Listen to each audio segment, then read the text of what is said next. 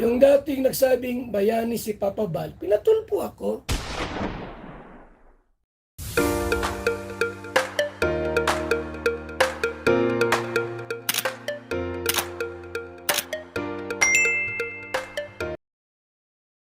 Mapagpalang araw po sa ating lahat. Magandang araw at gabi po dyan sa mga silent viewers at mga solid supporters na patuloy na pong nakasuporta sa aking mga in-upload na video.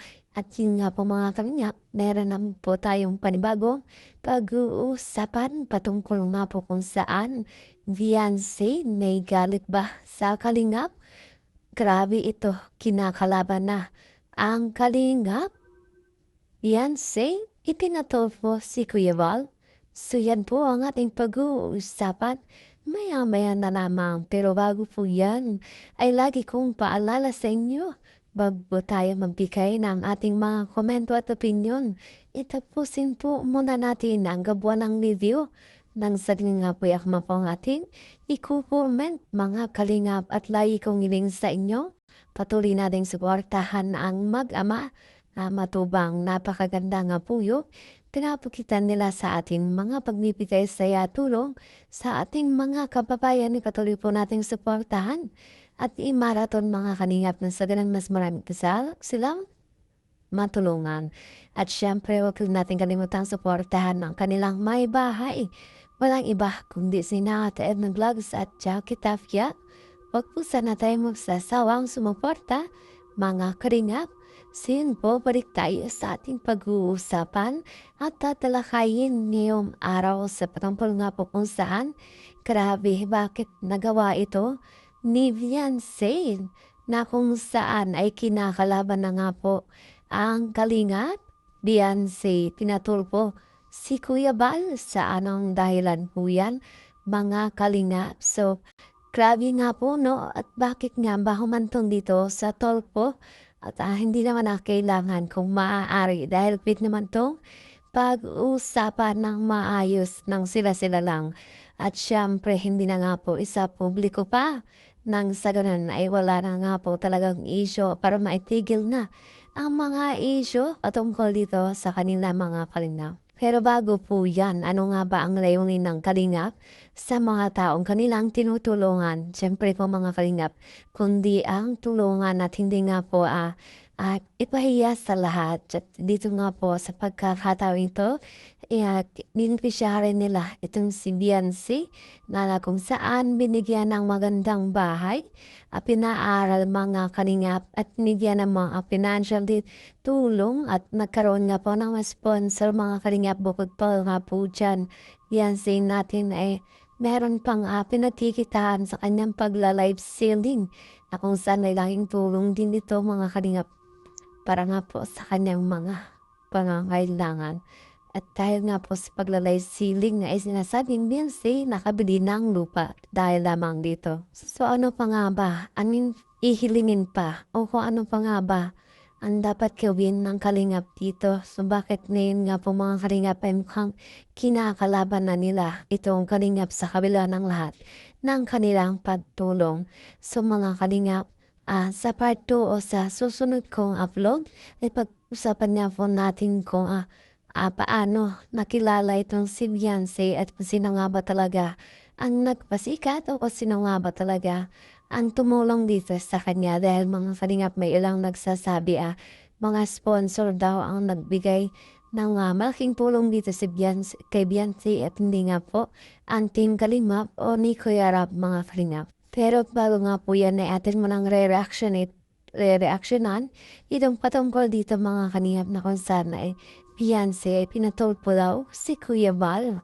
So yan nga po mga kalingap, nalaman din natin yan dahil dito nga po sa vlog ni Kuya Val na heto nga po at mukhang asim na mga pangloob ni Kuya Val dahil nga po sa kanila. At syempre, yung mga taong tumutulong sa kanila noon ay kinakalaban na nga po na ngayon.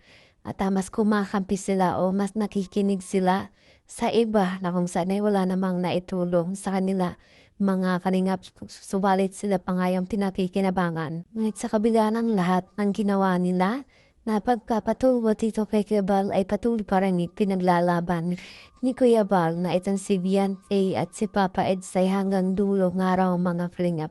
Ganun nga po natitiwala, ganun nga po mahanga, ganun nga po ang nagmamahal at pinaglalaban ni Kuya Bal itong si Beyonce at si Papa Eds. Kahit nga po kitang-kita naman wala ng pag-asa itong dalawa dahil meron nga pong mahadlang itong nanay ni Beyonce sa kadahilanan at ito nga po sa si Beyonce ay magkaiba ng relihiyon. Walang tao sa bahay ni Beyonce.